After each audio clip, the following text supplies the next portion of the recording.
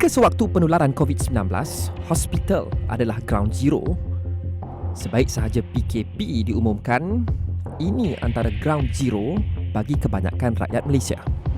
Ia amat penting untuk memastikan kehidupan kita semua dapat diteruskan. Pasar Raya.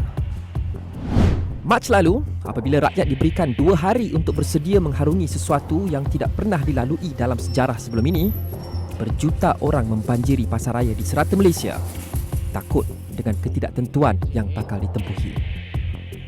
Adakah makanan mencukupi? Bagaimana pula dengan keperluan lain? Ubat-ubatan? Kelengkapan? It was a time of uncertainty. We didn't know what we were facing, but we had to act together as a team very, very quickly. Kita pukul ramai tengok Facebook live, tanya bos tentang akan 2 hari lagi ada MCO. Lepas tu pula customer pun dengar panic buying, dengan customer pun melulu beli barang, saving kosong, kita pun kena all out lah. We didn't really know exactly what would happen. We were expecting a big upsurge of customer, but what actually happened was a tsunami. Actually, a tsunami of customer arrived. We was not aware about the seriousness benda ni. So on the first day, second day, when we see the crowd, when we see the police force came into the picture, the army force came into the picture, and then we had our few people from our HQ, dia datang sini, tolong uruskan mall sini. Then we realise benda ni serious. PKP sudah tiba. Mereka di sini sudah jadi frontliners yang tersendiri dan perlu menyesuaikan diri secepat mungkin. Staff kena save dulu dan kita punya memastikan customer juga. Okay? Itu sahaja dari saya. Let's start. We had to invest in extra gloves and masks for staff.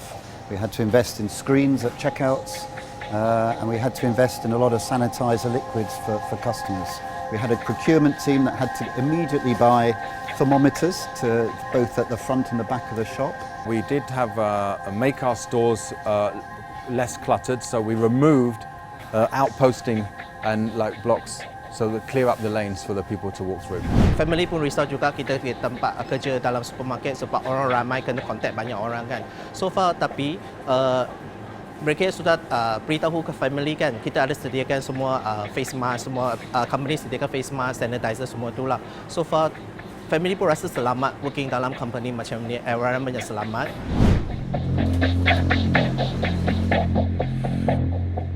Segala SOP perlu dirombak semula kepada SOP Norma Baharu. Dari saat pelanggan tiba hingga mereka pulang dan di semua detik di tengah-tengah. Before they enter to our premise, we have this temperature scanner, and we also provide free glove for the customers. And definitely, we also have a memo come out. The mask is encourage them to wear masks before they enter to the premise. Once our customers come in, our trolleys are all individually sanitized for our customer. We're also providing gloves for them also. We offer hand sanitizing solution, gloves if customers want it, and a cloth to wipe things. And every trolley a customer will receive is wiped down for each customer. And that's something we actually hired an extra person for every store just to be wiping down handles of trolley. Kemudian, ada juga mereka yang memerlukan bantuan tambahan. Kalau ada macam pregnant woman ke ataupun untuk elderly lady kan, mereka ada fast lane melalui sana. So mereka akan body temperature check dulu seperti biasa. Kalau dan mereka akan terus tak payah queue up daripada luar lah. So mereka akan tulis buku, lepas tu terus masuk ke dalam. Once the customer is in the store, we still have to manage the flow, because even when you're limiting the customer, you still got to manage your social distancing inside the store. And within the store, we have certain pinch points. So what is a pinch point? It's where they will configurate and where they want to queue up in a separate place. So if we take this, for example, this is our weighing counter for our vegetables. So when they're queuing up here, they have to have here is a queue, as you can see, a 1 meter distance of them to queue with their basket, waiting to have their vegetables weighed. Pelanggan terpaksa dihadkan kepada hanya 100 orang pada satu-satu masa. Kita hadkan jumlah pelanggan masuk kan. Kalau dia queue berdiri lama tu ada yang sampai terkeluar perkataan yang tak sepatutnya dia keluarkan lah. Ada juga yang kesat lah. Dan pada hari-hari awal, untuk memastikan semua pelanggan mematuhi SOP norma baru ini amatlah mencabar. Managing that volume of people and making sure that we are adhering to social distancing was a big challenge. So we quickly had to implement our social distancing, as you can see here. All this was all the way along. The 1 metre went all the way up to the back and all the way around. We have a checklist for our store management team to go through every single day, morning and evening, to make sure all these measures are in place. Dan perubahan yang begitu besar dan drastik ini juga mencetuskan satu isu yang besar. Sebelum tu memang ada pembelian panik. Dan kita pun tak jangka sampai macam tu sekali. Kita tak pernah ada rekod jualan sebanyak itulah semenjak daripada opening 2017. So 2020 banyak rekod kita buat, rekod jualan. Dan juga stok tu banyak yang habis. On day one, we got hit very hard on cooking ingredients, so cooking oils, spices, pasta sauces, lots of paper as well. So all the kitchen paper, toilet paper, tissues, we got hit hard on that. Rice as well. Tepung gandum, bread, telur, susu. Setiap kali kalau roti gardenia datang, hantar stok, setengah hari je dah habis. Memang orang akan ambil 2-3 setiap hari. Fenomena ini mencetuskan impak berganda kepada seluruh rantaian bekalan makanan dan barangan di seluruh Malaysia. With the road closures and lockdowns for the lorries and logistically, there were big challenges. And because of the volume of food that was purchased was never seen before, it was very difficult for suppliers. They also got caught unaware from the back end. So the supplier and then onto the logistics side with the lorries, and then of course for us on the shop when we get it. When the demands suddenly spike, all the manufacturers are put under pressure. All the retailers want more stock. The orders that are being placed are much larger than before, and their warehouses empty and they can't cope. Kini, bukan sahaja rak-rak barangan di serata Malaysia licin. Pasar Raya juga tidak tahu bagaimana untuk mendapatkan bekalan baru. Although we ordered what we wanted, the suppliers couldn't give us everything we wanted at the same time, because it's not just us, there's other retailers too, right? So it took a while. We normally order what we've consumed. So if we use 20 units last week, we will order 20 more units for the next week.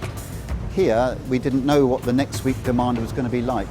We completely sold out by Tuesday, and so therefore we had to order much more than we would have otherwise normally have placed an order for. So that put pressure on our systems to advance and predict what the demand would be. And so we had to sort of cancel the SOPs and the ways of working and just go for whatever we could get our hands on. Tetapi persediaan terbesar yang boleh dibuat bukanlah untuk apa yang akan datang dari luar, tetapi apa yang mungkin tercetus di dalam. Pekerja mereka perlu diberi sokongan bukan sahaja dari segi fizikal tetapi mental bagi menyediakan mereka untuk tempoh yang tidak pernah mereka tempuhi sebelum ini. Takut tu mesti takut bang, tipu cakap tak takut. Tapi sebagai seorang pekerja, tu adalah tanggungjawab kami. Macam satu cabaran yang barulah. Kita kena menghadap dengan customer yang ramai. So, itulah a bit shock lah, takut sikit lah. I had to think about everybody in the team, how they were feeling, how they were acting, how they were supporting the business, and so actually thinking about people as much as thinking about the task in hand. It was really an unprecedented situation. If they had issues and they were worried, we were very sensitive to that. So there were some staff that were too scared to come in. That's absolutely fine. These things do affect people differently. And some people, were too scared to work, but that was okay. There was a lot of noise or news about nurses and doctors and how hard they were working. But for me, our staff were our frontliners. They were facing danger every single day. So there was anxiety in them. They were unsure of what the danger was and what it was going to mean for them. So we had to take some immediate steps to help them. We gave them extra money. We made sure they had gloves and they had masks and all the equipment. And we looked after them, and they had to work extremely hard in very difficult situations. They were going to be the people that were going to keep us afloat, and we had to talk to them and tell it what it was. It was a more risky environment, so we did give them an allowance, extra allowance every month, and we gave them nobody could get food, so all the food and beverage outlets were shutting down, so nobody could buy a lunch. So we gave them some extra lunch vouchers and lunch money every day, or even supplied them food, just so that they could, carry out the day's duty. Tidak cukup dengan tanggungjawab berat yang menanti, risiko yang lebih tinggi dan persekitaran yang lebih tidak menentu. Mereka masih perlu berdepan 1,001 ragam pelanggan setiap hari. Ada customer yang tak pakai mask, dia argue lah. Kenapa kena pakai mask? Tak ada arahan pada masa tu kan. Tapi kita bagi tahu dia, ni untuk kebaikan bersama lah. Kebaikan encik, kebaikan kami staff ni, kami kena kerja kan dengan pelanggan lain yang pakai mask tapi cik seorang yang tak pakai. Pelanggan yang tak ikut arahan tu banyak lah. Kadang-kadang kita dekat depan kan kita kena scan suhu, kena tulis nama, detail semua. Diorang tak nak buat. Lepas tu macam diorang tak nak tulis lah, tulis nama, tulis detail, nombor telefon. Kadang-kadang diorang tak nak ambil suhu. Lepas tu diorang tak nak pakai mask. Kadang-kadang argue lah kenapa kena pakai mask. Sedangkan MCO kata tak payah pakai mask pergi mana-mana, macam tu lah. Kena kuat lah.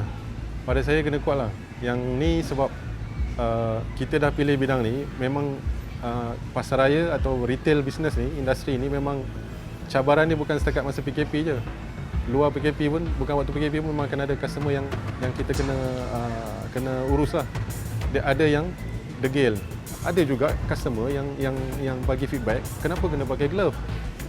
Dia ada tulis dalam kita punya feedback form. Dia kata bila you pakai glove, dia akan memindahkan kuman-kuman tu. Kalau you tak sanitize selalu atau tukar glove selalu.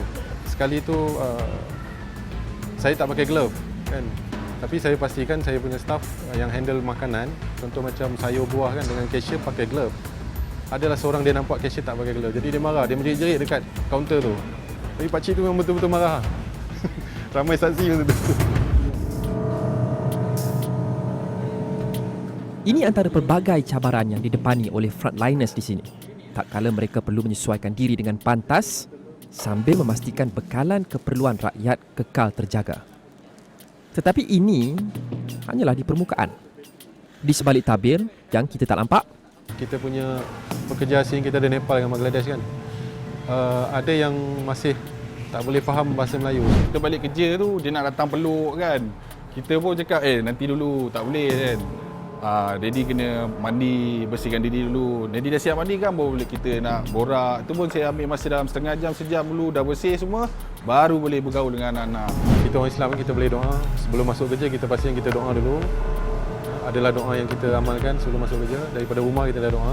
Masa raya tu pun, kita orang pun dengar lagu raya dekat tempat kerja je pun. Lepas tu makan lemang pun, duduklah makan kat sini.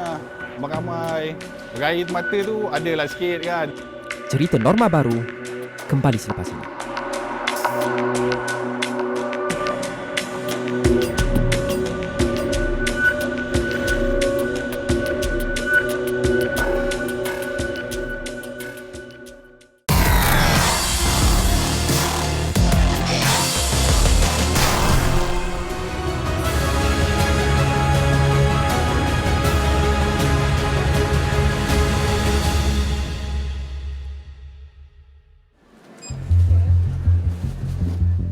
Selaku destinasi utama rakyat Malaysia sewaktu PKP, Pasar Raya berada di barisan hadapan dalam perang menentang COVID-19. Dan pekerjanya menjadi frontliners yang memikul bebanan berat untuk memastikan kehidupan kita semua boleh diteruskan senormal yang mungkin. Tetapi bermula 18 Mac lalu, normanya adalah norma baru. Sudah tentu segala SOP norma baru wajib dilaksanakan terhadap pelanggan serta-merta. Tetapi di belakang tabir, kaki tangan yang bekerja mungkin berdepan saringan yang lebih ketat setiap hari. Kerana mereka bukan sahaja berdepan dengan ribuan pelanggan setiap hari, tetapi juga menyentuh semua barangan yang bakal dibeli pelanggan. Dan ada juga yang menyediakan makanan untuk pelanggan. Lama sebelum Pasar Raya sesak dengan ribuan manusia, semuanya bermula di sini.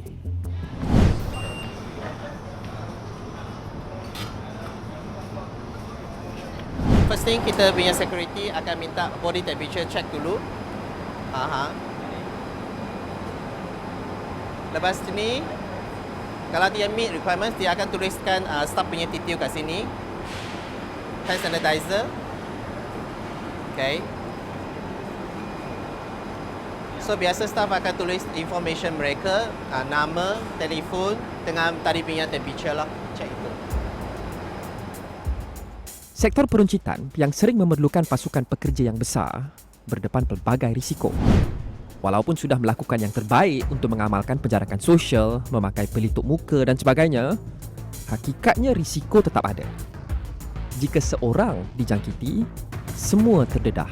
Kalau staff itu demam, so kita akan nasihatkan dia jangan datang ke tempat kerja tapi secara inform melalui telefon.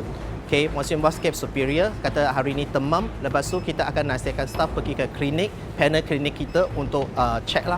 Kalau perlu proceed untuk COVID test, company kita juga akan tanggung COVID test punya cost juga. Tetapi mereka juga perlu bersedia untuk senario terburuk. We had a contingency plan where we had a backup team that could come in and jump into a store. So if a customer or one of our staff was to get, unfortunately, a positive result, we could then send them off to be for quarantining and replace them and get the store cleaned in that process. So we close the store down for 24 hours, deep clean everything, and then bring a fresh team and parachute them into the store so we can operate again safely. Mengendalikan kaki tangan tempatan sudah cukup mencabar. Mengendalikan kaki tangan asing pula datang dengan pelbagai cabaran yang tersendiri. Kita ada Nepal dengan Bangladesh kan. Ada yang masih tak boleh faham bahasa Melayu, so kita perlukan orang lain untuk terang kat dia. Tapi kita ada poster lah bergambar, kita tengok ini you balik ni, you buat ni, you buat ni. You datang kerja, you buat ni. Tetapi sekurang-kurangnya kaki tangan boleh dikawal. Pelanggan itu cerita lain. Customer behaviour, at first, it was all very new for them. You know, why am I doing this? The DNA of our business is on customer service, so asking people not to do things is a bit difficult for us. So even asking them to wear a mask, we found it quite hard at times to insist on that. So we have to be very careful that we're not here to upset, but here to enforce the rules that we have to. Situasi kini meningkatkan perdebatan mengenai sama ada kedai fizikal masih lagi relevan dalam era norma baru. Di ketika orang ramai digalakkan untuk tidak keluar dan mengehadkan interaksi fizikal, perniagaan secara digital semakin menjadi dambaan. Dan selaku antara peruncit terbesar di Malaysia, Village Grocer melihat PKP sebagai isyarat untuk mempercepatkan lagi proses digitalisasi untuk kekal relevan bergerak ke hadapan. Before MCO that we were going to launch our own platform. It was an 8-month project, so we were planning to launch in September and October. We hired a small development team. Just as MCO kicked in, that development team managed to launch their service within 1 month. So that was the intensity that we put them under. And so now we are live with our own platform, and that's something that our customers are starting to migrate and pick up and benefit. Tetapi buat masa ini, sesetengah perkara masih wajar dilakukan dengan cara lama. Customers will always want the physical experience. They want great customer service, they want to be served by skilled and polite people, staff, and they want to be able to physically see and touch the product for freshness. I think for online, you know, when you're buying things like grocery item, that's one thing, but when you want the best fresh item, then I think people absolutely will want to come into the stores and choose for themselves. Tetapi sementara menanti hari digitalisasi 100% ini tiba, pekerja manusia masih menjadi denyut nadi hidup sektor ini. I had to think about everybody in the team, how they were feeling, how they were acting, how they were supporting the business. They were going to be the people that were going to keep us afloat. Bagi mereka, pandemik atau tidak, risiko ada atau tiada, rezeki perlu terus dicari. Bersyukur sangatlah sebab masih lebih kurang waktu bekerja. Tak macam separuh orang kan dah tak boleh bekerja waktu PKP sampai beberapa bulan. Ada yang diberhentikan, ada yang tak ada gaji. Saya rasa macam syukurlah boleh bekerja lagi sampai sekarang lah. Ada setengah orang pun kena buang kerja, tak ada kerja, gaji kena potong. Kami pun dalam masa yang takut, pada masa yang sama bersyukur. Diberikan kerja, apa tu company pun menyediakan duit makan lagi masa MCO. Company pun baguslah, dia provide kita makanan semasa MCO. Dia jaga kita punya kebajikan kan, mask. Maksudnya kalau sakit, you tak payah datang, terus pergi hospital, jangan susahkan diri. Kalau demam ke, batuk ke, ada gejala, terus pergi klinik. Mereka perlu tebalkan muka dan tabahkan hati berdepan segala cabaran baru sekarang. Kena kuat lah. Pada saya kena kuat lah. Yang ni sebab kita dah pilih bidang ni, memang pasar raya atau retail business ni, industri ni memang cabaran ni bukan setakat masa PKP je. Usaha semuanya sudah dilakukan. Kini untuk mereka tinggal doa dan tawakal. Takut memang saya takut lah. Kita orang Islam, kita boleh doa. Sebelum masuk kerja, kita pastikan kita doa dulu.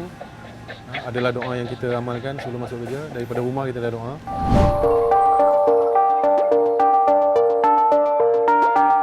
Inilah pengorbanan dan sumbangan mereka kepada masyarakat. Walaupun tidak mampu menjadi frontliners di hospital. Sebabkan COVID ni kan 8/8 ni kan. So dia limited time je dekat situ. 7.30 kita orang dah kena start kerja dah. Bila saya balik kerja, saya takkan sentuh anak saya, isteri saya akan balik. Saya mandi dulu, asingkan pakaian saya yang saya bawa kerja. Saya akan cuci dulu. Kan? Saya cuci sendiri. Saya tak nak bagi isteri saya sentuh, anak saya sentuh sebab kita pun risau kan. Kita tak tahu benda tu lekat kat kita kan. Anak setakat ni okey je. Cuma kalau kita balik kerja tu, dia nak datang peluk kan. Kita pun cakap, nanti dulu, tak boleh kan. Daddy kena mandi, bersihkan diri dulu. Daddy dah siap mandi kan, boleh kita nak borak. Itu pun saya ambil masa dalam setengah jam, sejam dulu, dah bersih semua. Baru boleh bergaul dengan anak-anak, dengan isteri semua. Bini saya pun masih dalam petang. Kita pun mesti risau juga masa tu. Masa raya tu pun, kita orang pun dengar lagu raya dekat tempat kerja je pun. Lepas tu makan lemang pun, duduklah makan kat sini lah. Ramai. Raih mata tu adalah sikit kan. Takkan nak tunjuk depan orang kan. Sedih tu memang sedih. Tapi nak buat macam mana? Kita terpaksa hadap je lah benda ni sebagai tanggungjawab seorang pekerja. We were required, diperlukan untuk bertugas pada masa saat-saat yang macam ni. If you ask me, I was happy working during this period lah. I was able to be in the force, kat depan sana, tolong orang, assist people. Every day I used to see people panic. People come from jauh, Ampang, few places and all that. It's a new experience of us. Banggalah sebab kita jadi frontliner kan. Kita sebahagian daripada macam tentera, polis, nurse, doktor semualah. So macam bila keluar, okey aku ada tanggungjawab macam tu. So, memang betul lah saya banggalah saya jadi frontliner.